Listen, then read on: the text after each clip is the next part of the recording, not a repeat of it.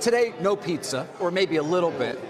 But let's talk about a new idea that you just introduced, or a new position for the firm. KAR is the symbol, car auctions, not to be confused with Cars.com, although you do have other exposure as well to the automotive industry. Why this position and why now? Yeah, we think Cars is really interesting. They're one of the leaders in automobile auctions, actually in two different pieces. They have the ADESA business, which is for used car auctions, so cars that you're going to continue to drive. And then they have the IAA salvage auction business, which are cars that are being sold just for scrap and parts. What's interesting and event-y about this right now is that the IAA salvage business is going to get spun off.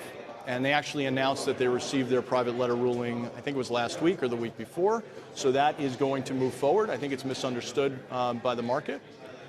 If you compare the IAA salvage business to its closest competitor, a company you've talked about before, which is Copart, there's a big valuation gap. Copart's done very well. Copart has done unbelievably well. Car, as a consolidated business, has lagged behind Copart. So you have an opportunity to spin off the IAA salvage business, and the margin gap between Car and Copart is 10 times versus 18 times. So a huge gap. So if we can spin off, or if Car can spin off IAA salvage, and they get anywhere near the 18 times multiple, you're creating a RemainCo that is incredibly cheap. So you're supportive here of management's current plan? We are. So we have an investment in the company. We've had conversations with the company. We believe what they're doing can make sense. We believe there's an operational improvement opportunity on both the IAA salvage business, because their margins are 30% versus Copart, which is at 38%.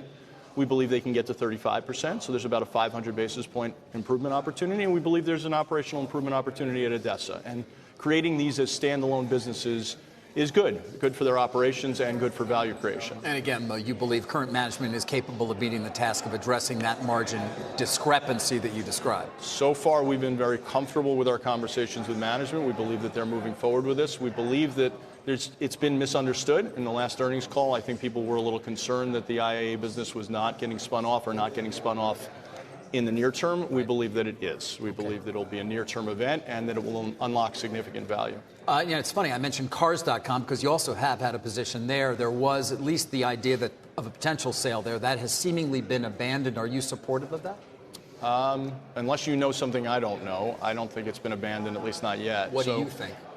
Our belief is that there's a process that's ongoing, and we haven't heard the resolution there. We are supportive of them exploring the alternatives and trying to see if they can sell the business at an attractive price. All right, I'm not going to do any reporting here on air then about that process, but would you be disappointed if, in fact, it did not meet their desired goals in terms of a potential deal? Of course, any shareholder would be disappointed if they didn't get the value that they deserve. We believe they should move forward and run a good process and see if they can get the right price and a transaction. But there's also operational opportunities at the company, so we'll see. One way or another, we believe value can be created.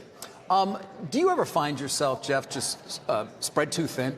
You know, I wonder because, I mean, the fact is the headlines that come from Starboard seem to be coming all the time, whether it's Dollar Tree, where there's nothing going on, Cerner, which I want to ask you about in a minute, Bristol-Myers. I mean, I can go on and on, not to mention, of course, pizza and Papa John's. Why are you guys so active in activism? Yeah, it's a great question, David. No, I don't find myself spread too thin. I love it when I'm busy.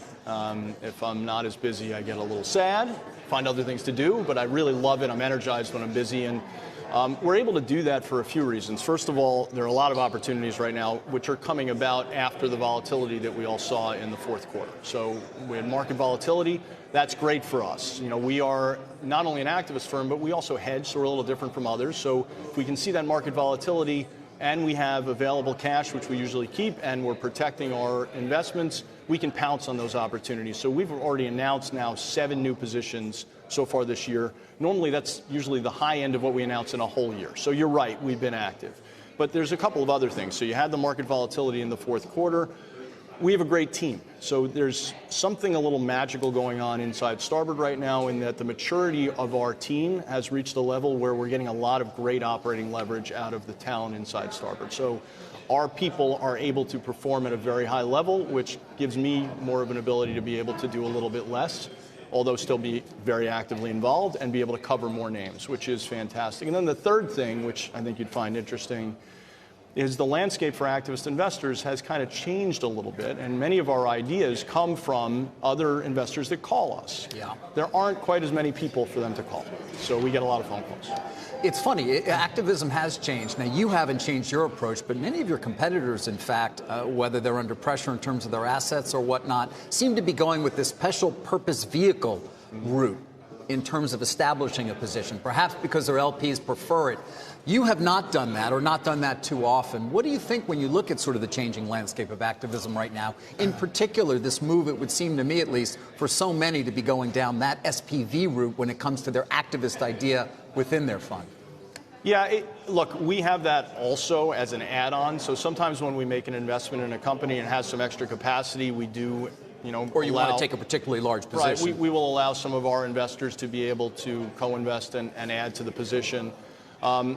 It's a little clunky. The SPV route is one where you have to have a lot of lead time. You have to be able to come up with an idea and then be able to pre-sell it to investors and get them to approve it. Make sure it doesn't leak, which often can happen. And make sure the stock still stays opportunistic. So from our standpoint, we love marrying the two together because we love to pounce. So we follow a lot of companies where we believe that we have a plan, that we can do something different at those companies, and we have a path, meaning shareholders would support change at those companies, and then we're watching value. So how is the value changing? It changes every day. And then when you get a volatility event in the market or in the stocks specifically, and the stock comes down, we love to be able to pounce. That's a little harder to do with those special purpose vehicles because you would have to know which ones you were pre-selling to wait for those pounces. So I think the flexibility of being able to do both is really very helpful. I do want to come back to Bristol-Myers for a minute, and then we'll end on Cerner. But with Bristol-Myers, Jeff, there was a sense among some that it was a departure for you. It did not include, although you did a good amount of background work, but it wasn't obviously the long thesis that we would see with a Darden or with Papa John's. And people said it was just basically you trying to be opportunistic and making a trade, and they were somewhat cynical about your approach there, which you eventually abandoned. The deal has gone forward, at least in terms of the vote. How do you respond to those who say, that in particular seemed to be a departure for Starboard and also seemed to sort of taint activism? Yeah, I'm not sure why people would think that. So our job as an activist, we've always said, is to represent the best interest of the shareholders to try and create value at companies when we believe that management may be doing something that the majority of shareholders don't want. And this is right up that alley. So that we believe that the majority of shareholders didn't really want to do this, the pure shareholders of Bristol-Myers.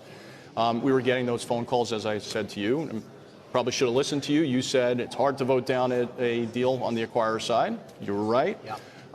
From our standpoint, we looked at it and said we have an opportunity to do something for the best interest of the shareholders of Bristol-Myers. So those who say it was just a short-term trade, that you were just looking for a quick opportunity in the terms of a bounce in the stock because you'd vote the deal down? No, I mean, from our standpoint, it's more about creating really attractive reward opportunities that have lower risk. That's what we always look for. Companies that are really good companies where we can improve the probability of success and the outcome with an operational improvement plan. So what we did at Bristol-Myers is we nominated directors and we moved forward looking to vote down the transaction in looking to create an opportunity for the Bristol-Myers shareholders where if the deal was voted down, we were going to have a tremendous opportunity to be able to improve Bristol-Myers and create a lot of value on the long side for the Bristol-Myers shareholders. As it turns out, it was a tough call for ISS and for Glass Lewis in terms of their recommendation. We were actually getting a lot more support than we even expected. So the retail votes that were coming in were way more on our side than we expected them to be. The final vote, I believe, was only 56% of the shares outstanding. 75. 75 of the shares voted. Right, but only 56% of the shares outstanding. Jeff, real quickly before we let you go, I do want to let you just Cerner, which you also mentioned here in your presentation. What happened there? Did you reach a settlement of some kind with the company? We did. Cerner's a great business. It's electronic medical records, one of the leaders, if not the leader in that business. It's a highly sticky business inside hospitals and doctors' offices. And we were able to reach a very constructive agreement with them whereby we worked with them to put 4 new people on the board and, importantly, created new targets over the next 18 months. So measured this coming fourth quarter and the fourth quarter thereafter. The market is not giving them credit for those targets. We believe those targets are achievable. In fact, as I talked about earlier, they represent a 350 roughly basis point improvement in operating margin. We believe the gap to possible is over 900 basis points. So we think the 350 is possible. And if they were to just hit those targets, there's a huge value opportunity at Cerner. And then they also hired AlixPartners and created a strategy and finance committee to oversee the operating margin target improvement. And they are going to be returning 10% of the market cap in cash to shareholders through both the dividend and increased buyback authorization.